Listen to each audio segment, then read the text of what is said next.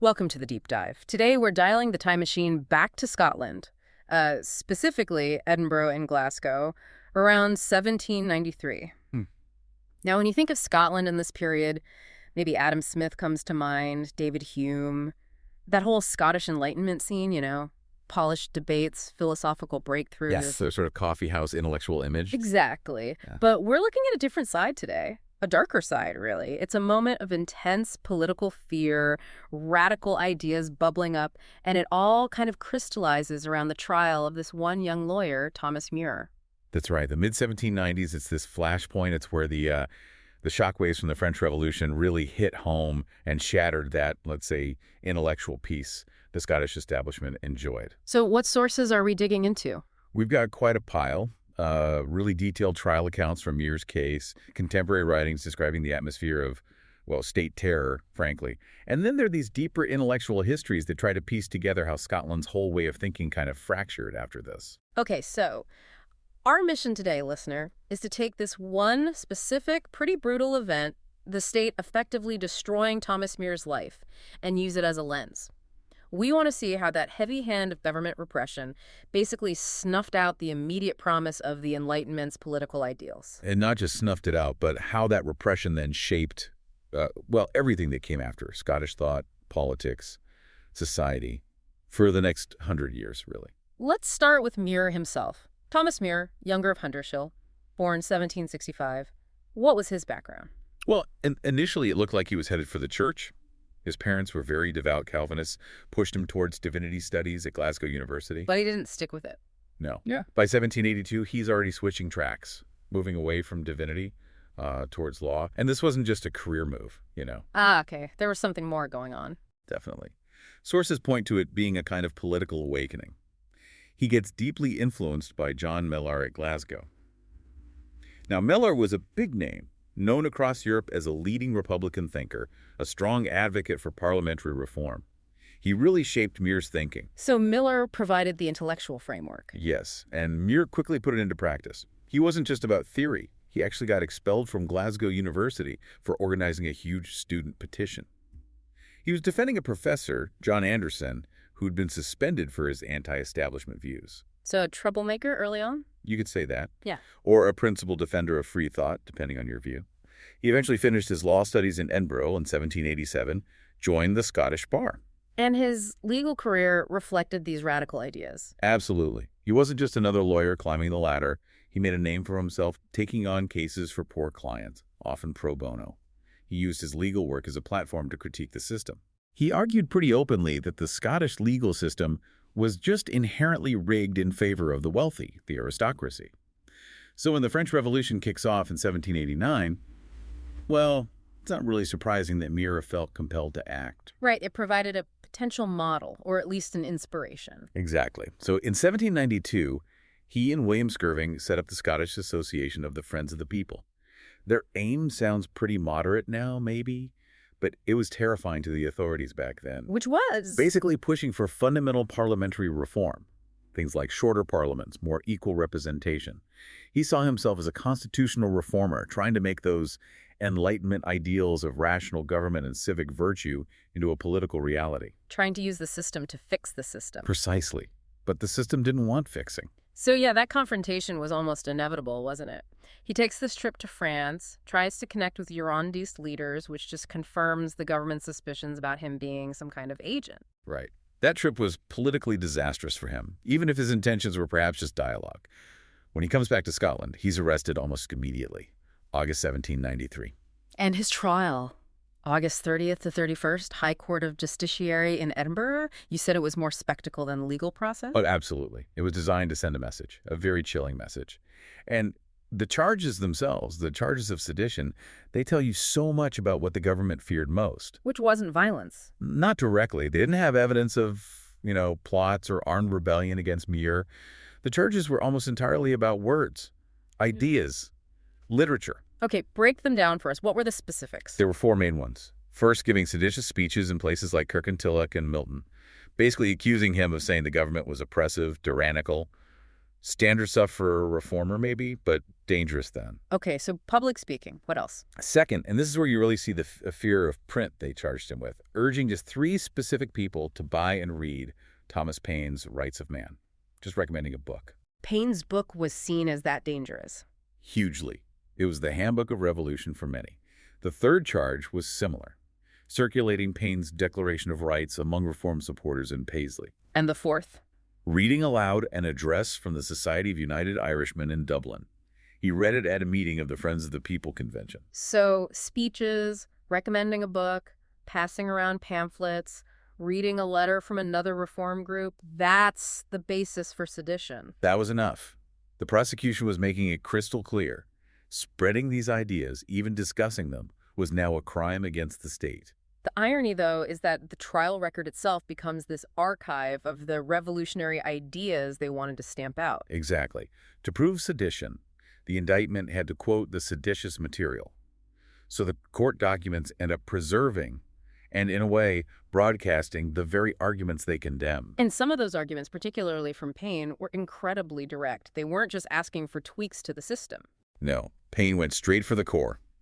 The sources show him arguing things like, monarchy is actually listed in the Bible as one of the sins of the Jews, something condemned with a curse. Wow. That's attacking the divine right of kings head on. Absolutely. And he argued that monarchy, and especially hereditary succession, this idea of inheriting power, was responsible for laying the world in blood and ashes, constant warfare, corruption. He also attacked the English Constitution itself. He called it sickly. Why? Because monarchy, he said, had poisoned the republic, the king's main jobs, according to Paine. Making war and giving out patronage jobs, pretty scathing. But the real dynamite, as you mentioned, was his take on the Bill of Rights from 1688. Yes. This is crucial. He didn't see it as a cornerstone of liberty. He called it a Bill of Wrongs. Bill of Wrongs. Why? Because, Paine argued, it only granted the people the right to petition the crown. It didn't assert that power ultimately resides with the people themselves. It kept them in a subordinate position, asking for favors rather than exercising their own sovereignty. That distinction is huge. It's fundamental. And he drove it home, saying things like, all hereditary government is in its nature tyranny. Inheriting a government, he said, means inheriting the people as if they were flocks and herds. Reducing citizens to property. Exactly. And the government understood, if people really internalize that idea that they are not property, that power isn't inherited, the whole aristocratic system just crumbles. So, facing these charges, what was Muir's defense? Did he back down? Not at all. His defense was pure defiance, framed in careful, legalistic terms. He insisted the real crime was the prosecution itself. His goal, he argued, was always peaceful, constitutional reform. The things he'd been advocating for with the Friends of the People. Right. Shorter parliaments, fairer representation, and crucially, he claimed he always advised achieving this through the Constitution by petitioning Parliament. He even said that was the only way of getting a reform. How did he handle the Paine charge, the recommending the book? He tried to flip it. He claimed he actually warned people against Paine's book, especially the less educated, saying it had a tendency to mislead and was foreign to the purpose of their society, which was focused only on parliamentary reform, not overthrowing the monarchy. Did anyone back that up? Surprisingly, yes. Witnesses testified to that effect. He said he only loaned one copy, and only because the man was curious after the king's own proclamation against the book had made it so famous. A sort of see what the futz is about loan. Clever. And the Irish address? Reading that letter? He took full responsibility. Apparently, some others at the meeting, like a Colonel Dalrymple, objected, but Muir insisted on reading it. He saw nothing wrong with communication between reform groups. What was the content of the address? Was it calling for rebellion? Not explicitly. It spoke about unity between the Irish and Scottish reformers, aiming for a free constitution. It framed it as a kind of intellectual challenge which nation would be foremost in the race of mind to achieve liberty. It was using that Enlightenment language of progress and reason. So he's making these arguments about constitutional means, careful distinctions, philosophical goals. But the court wasn't buying it. Not for a second. The jury found him guilty. Predictable, really, given the political climate and the likely composition of the jury. And the sentence. This is where it gets really brutal, right? Absolutely. The Lord Justice Clerk, Braxfield, who presided over the trial with obvious hostility towards Muir, his comments at sentencing are infamous. What did he say? He basically said that If torture weren't happily abolished, they might have found a punishment truly fitting for the crime of sedition. Just chilling to hear from a judge. So, since they couldn't use torture, what did they do? They reached back to Roman law. The punishment for authors of sedition under Roman law was deportatio transportation, exile. So, exile it was. Yes. 14 years transportation to Botany Bay in Australia. 14 years. For speeches and pamphlets. 14 years. It was a devastating sentence designed to silence Muir permanently and terrify anyone else thinking of following his path. It showed just how threatened the establishment felt by even the idea of constitutional reform. Did Muir have any final words? He did. He stood defiant to the end. He proclaimed his cause was good, a just and a glorious cause, a cause which sooner or later must and will prevail. He framed his actions not as crime, but as duty. That refusal to back down, even facing exile, must have resonated. Immensely. It turned his legal defeat into a kind of moral victory for radicals. He became a martyr figure, embodying that clash between Enlightenment ideals and state power. Okay, so Muir's trial, as harsh as it was, wasn't happening in a vacuum. You mentioned it was part of a bigger picture. Exactly. It was a showpiece maybe, but it was just one part of a deliberate, coordinated policy of repression. The man pulling the strings for the British government in Scotland was Henry Dundas. His strategy was simple: crush radicalism with overwhelming force, draconian punishments, and create an atmosphere of fear. Was it effective? Did it create that fear? Absolutely. Lord Cockburn, who lived through that period, wrote about it vividly. He described a Scotland where any kind of dissent was stifled. He said there was no popular representation, no emancipated burghs, no effective rival of the established church, no independent press, no free public meetings. Basically, no safety valves. No way for people to voice grievances or organize peacefully. Precisely. It was an environment designed to prevent exactly the kind of constitutional campaigning Muir was attempting. And judges like Braxfield, in his trial summaries, weren't shy about spelling out the elite's view.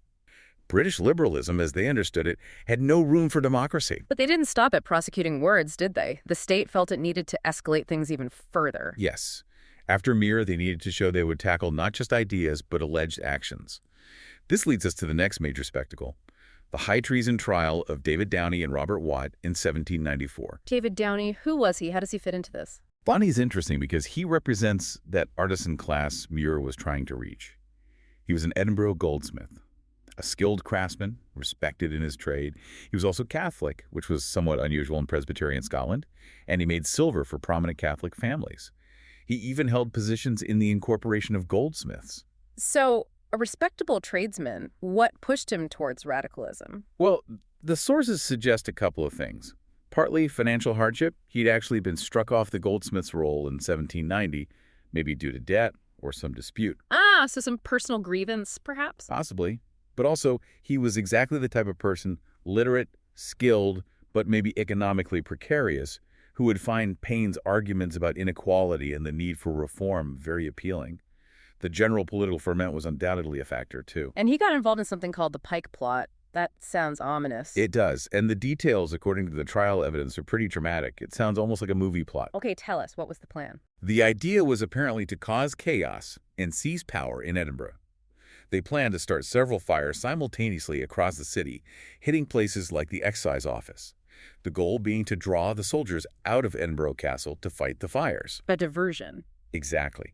With the garrison dispersed and occupied, the radicals would then try to overpower the soldiers, arrest key government officials, seize control of vital buildings like the post office and banks. And the ultimate goal. The castle itself. Yeah. Once they had control, the plan was to demand a new democratic constitution and force the government to end the hugely unpopular war with France. Did they actually get anywhere with this plan? Well, Downie's specific role was apparently funding some of the weapons. He paid for the making of pikes, these long, spear-like weapons. The authorities later found 47 of them. So it moved beyond talk. There were actual weapons involved. And the government's reaction. After the Muir trial, you'd expect it to be harsh. Harsh doesn't even begin to cover it. This was high treason, not just sedition. The sentence handed down to Watt, and Downie was hanging, drawing, and quartering. Hanging, drawing, and quartering. In 1794. That's medieval. It was absolutely intended to be terrifying. Pure state terror, designed for maximum public impact. Watt's sentence was eventually commuted slightly, just to hanging and then beheading. He was the last person to be beheaded in the UK. Was it a public execution? Oh, yes. A huge crowd witnessed it. Apparently, they were deeply shaken. The authorities wanted everyone to see the price of treason. It was cold, calculated psychological warfare. Dissent leads to butchery. What happened to Downie? Was he executed too? No, his path was different. The jury, while finding him guilty, actually recommended mercy in his case. Why? Any idea? It's not entirely clear. Maybe he was seen as less central than Watt. Perhaps some jurors, maybe fellow merchants or tradesmen who knew him from the Goldsmiths Incorporation, felt some sympathy.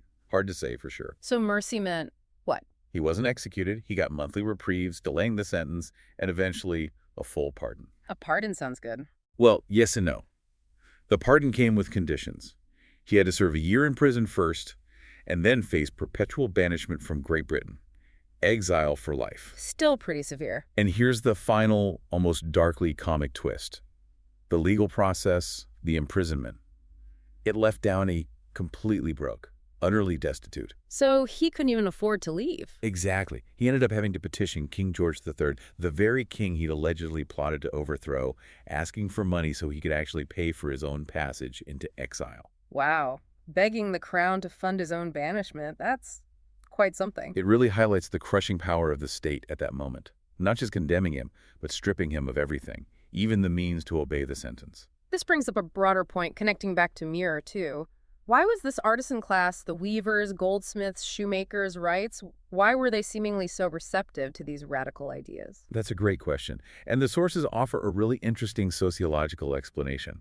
It comes down to the nature of their work in the 18th century. How so? Unlike later factory workers, these skilled artisans often had more control over their time, their pace of work. They had a degree of autonomy. This meant, crucially, they had time. Time to read, time to gather, time to discuss things with friends and colleagues. So literacy and leisure were key. Yes, combined with Scotland's particular cultural background. You had widespread literacy, thanks partly to the parish school system, and you had the influence of Presbyterianism. How did religion play into it? The Presbyterian tradition, especially its more radical covenanting history, fostered what the sources call disputatious habits, a tendency to argue, to debate points of doctrine, and a deep-seated concern with rights and responsibilities. They created a population accustomed to thinking critically about authority. So literate, used to debate, concerned with rights, and with time to think. That sounds like fertile ground for Paine's ideas. Exactly. They were intellectually primed to engage with rights of man. This politically aware, skilled working class became the backbone of Scottish radicalism. And the repression of the 1790s, the executions, the transportations like Muir's, it didn't extinguish that sentiment. That just pushed it underground. Precisely. It simmered. And then it boiled over again quite violently in the Radical War of 1820. More weavers and artisans rising up, more state repression, more executions and transportations. It shows this deep current of discontent, this desire for reform rooted in that artisan class, persisted long after Muir and Downie were off the scene. Okay, so the state responds with trials, terror, executions. The artisans react with simmering resentment that flares up later. What about the established intellectuals? The university professors, the leading clergy, the heart of that Scottish Enlightenment we started with? Their reaction was quite different and deeply revealing.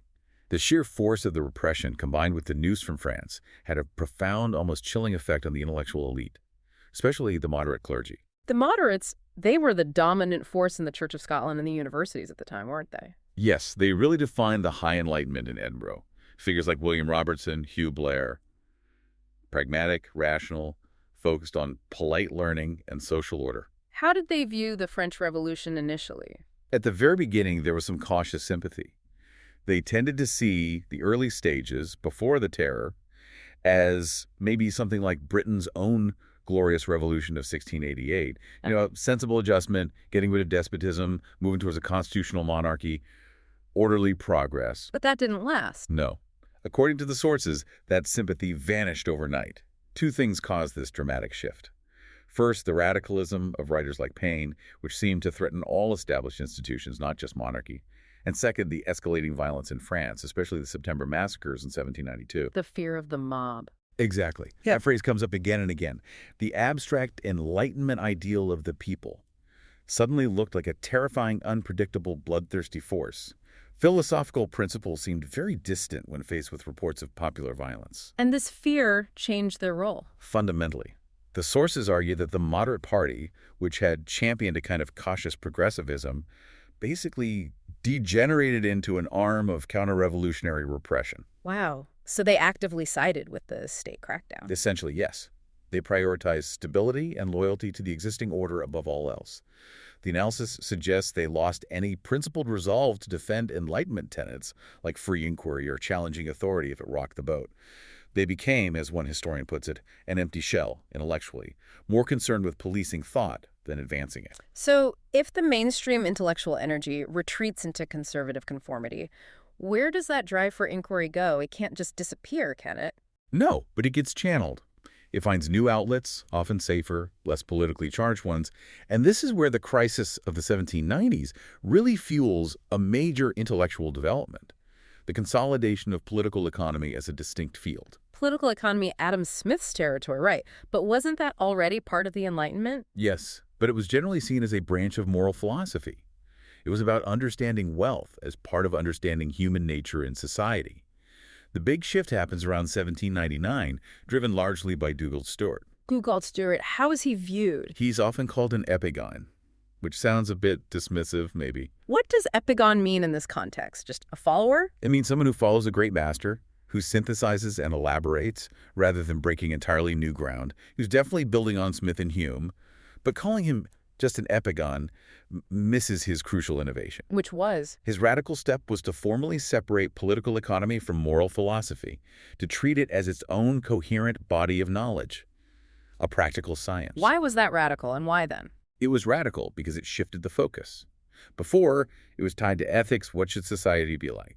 Stewart reframed it as a practical toolkit for legislators. How do you manage a modern state facing huge challenges? Remember the context. War with France, massive public debt, rising poverty, fear of revolution. Britain needed practical answers, not just philosophical debates. So Stewart aimed to provide those answers. Exactly. His goal was to equip future leaders, the governing class, with the scientific knowledge to create peaceful, stable, prosperous societies, and crucially, to do it without falling into the trap of radical utopian schemes like those apparently driving the French Revolution. Was he responding to any specific radical ideas? Oh, explicitly. Yeah. His work, particularly his lectures that formed the basis of his political economy, was a direct counter-argument to William Godwin's hugely influential book, Enquiry Concerning Political Justice, which came out in 1793. Godwin, what was his argument? Godwin was an anarchist, essentially. He argued that almost all of society's problems, poverty, crime, war, stem directly from flawed and corrupt political institutions, especially hereditary power. Like pain, he said, all hereditary government is in its nature tyranny. And his solution? Radical decentralization and reliance on individual reason and morality. He believed people were inherently rational and perfectible. If you got rid of coercive government and extreme inequality, he argued wealth beyond basic needs should be voluntarily used for public good, then reason and virtue would naturally prevail. Change should come through persuasion and truth, not laws or force. So a very optimistic, perhaps utopian vision. Extremely. And Stewart, reacting against this and against the French terror, offered a much more pragmatic conservative vision. How did Stewart's political economy differ in practice? Stewart focused on gradual progress, the importance of education, and careful management through legislation. He discussed things like marriage laws, property rights, systems of national education, poor relief, the nuts and bolts of state administration. His approach implicitly rejected Godwin's call for immediate, radical overhaul based on abstract moral principles. And this practical Scottish approach gained traction elsewhere. Hugely. The sources highlight how Scotland's existing systems, particularly for poor relief and parish education, were held up internationally as models of social stability. Thomas Malthus, for example, the famous population theorist. Malthus, yes. Known for his rather pessimistic views. Right. But he praised Scotland. He pointed to the quiet and peaceful habits of the instructed Scotch peasant and directly credited Scotland's education and relief system for creating this stability. The message was clear. The Scottish model, refined by political economy, was the way to avoid French-style chaos. It offered managed progress, not revolution. Okay, so the mainstream intellectual current shifts towards this practical governing science of political economy. A kind of safe haven, maybe? But surely that critical philosophical spirit of the Enlightenment didn't just die out. No, absolutely not. But it did become more fragmented, more specialized. It often operated outside the main university structures in smaller societies or niche publications.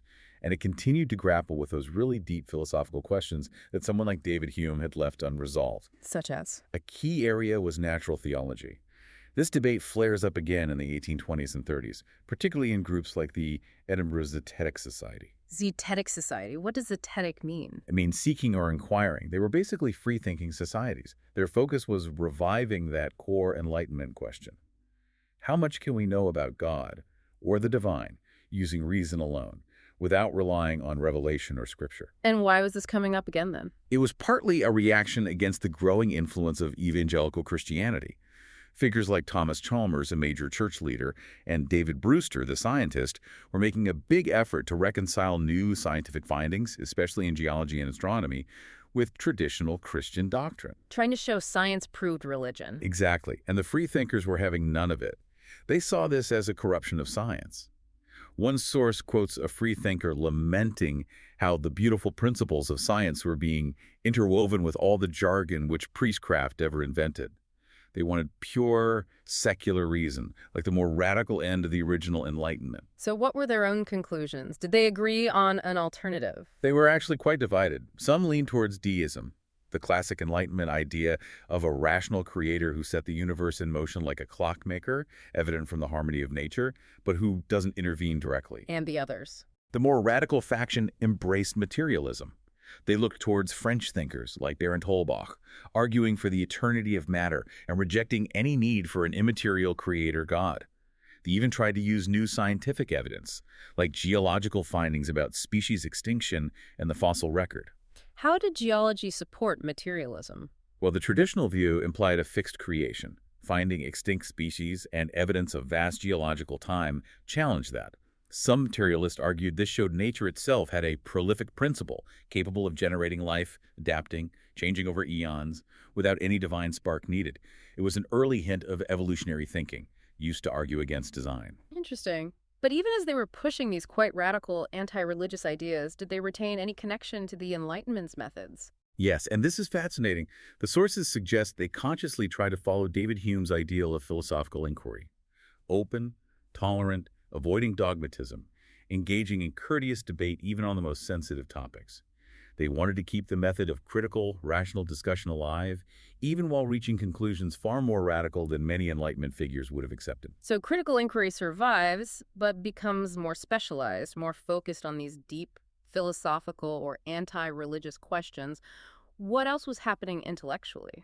Well, alongside this, you get another surprising current emerging, one that actually pushed against a core Enlightenment idea, the belief in progress. Against progress? I thought that was central to the Enlightenment, the idea that society moves forward, improves through stages. It was certainly dominant. Thinkers like Adam Smith, Adam Ferguson, William Robertson, they all promoted versions of this stadial theory.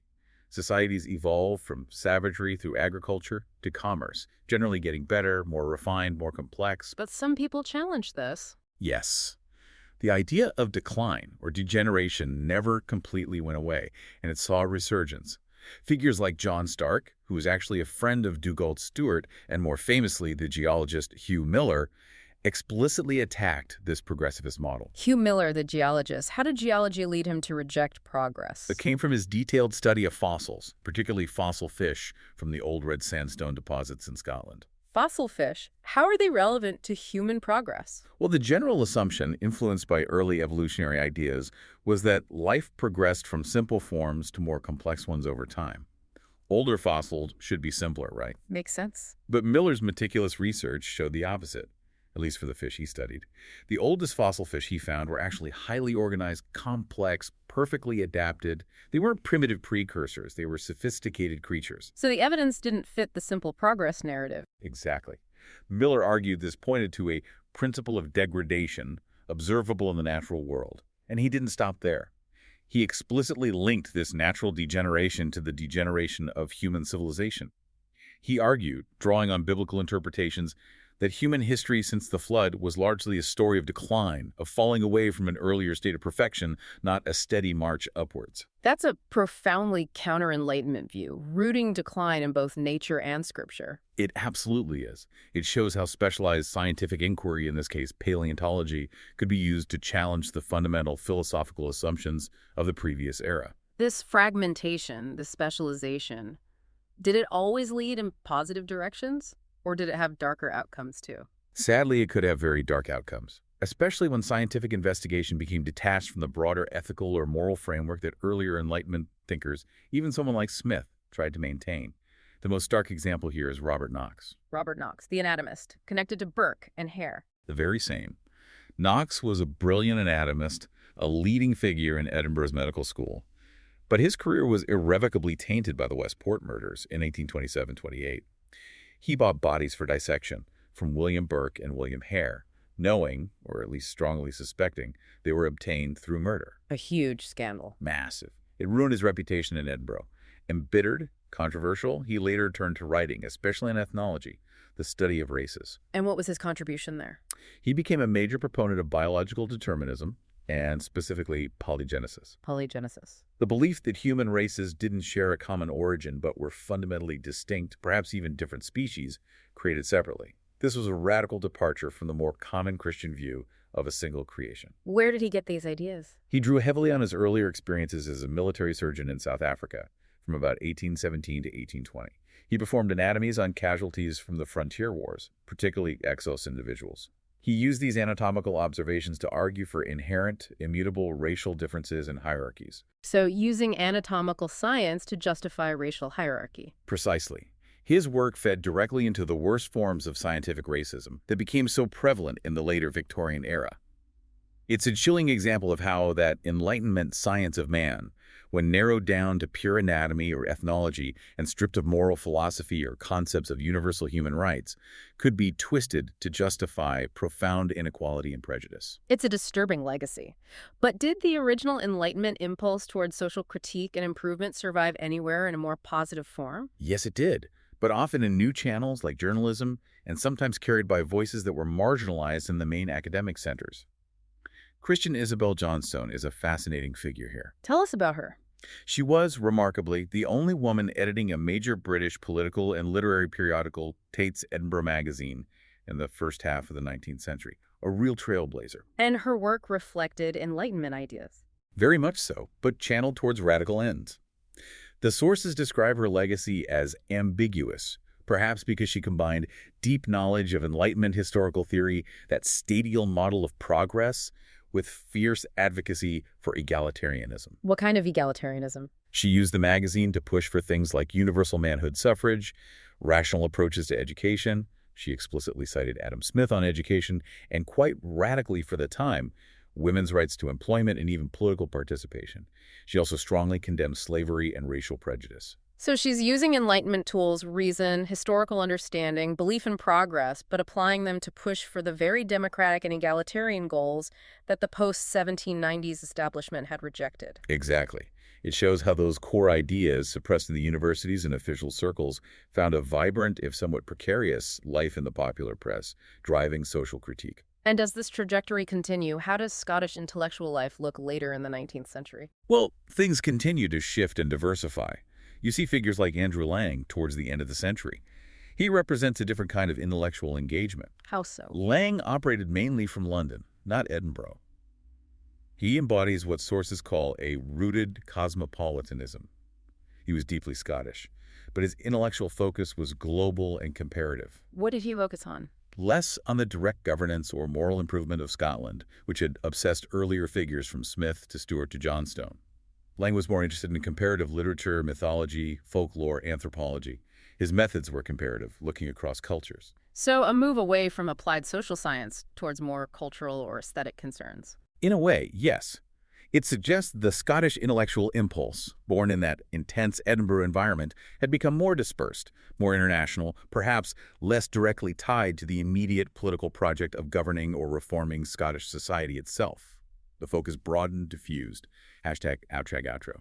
So if we pull back, that period in the 1790s really does look like a critical juncture, doesn't it? You have this burst of radical energy, Muir, Downie, the artisans genuinely believing, it seems, that the Enlightenment's promise of rational reform could be achieved through constitutional means, through petition, through debate. But that belief slams head-on into the reality of state power. Dundas, Braxfield, the trials, the transportations, the executions. It's a brutal shutdown. It is. And the result isn't that the Enlightenment just vanishes. It's more like it shatters. That unified ideal of a science of man encompassing morality, politics, economics, history, it breaks apart. Yeah, we've traced those fragments, haven't we? Civic virtue kind of retreats into the safer, technical sphere of political economy under Stuart, focused on managing the state. Right. Meanwhile, the impulse for fundamental philosophical critique goes underground, into free-thinking societies, tackling religion and metaphysics, often reaching very anti-establishment conclusions, but without political teeth. And the scientific drive to understand humanity, when untethered from that original moral core, could even curdle into things like Knox's race science, creating new justifications for hierarchy. And then you have figures like Johnstone, trying to keep the radical social critique alive through journalism. It's all recognizably descended from the Enlightenment, but the pieces are scattered, specialized, often pulling in completely different, even opposing directions. They're not forming a unified front for change anymore.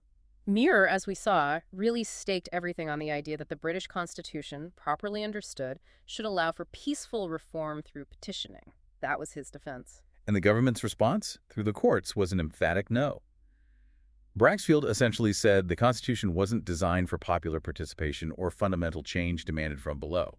Requesting reform was the crime. Which leads us to a final, maybe provocative thought for you, the listener.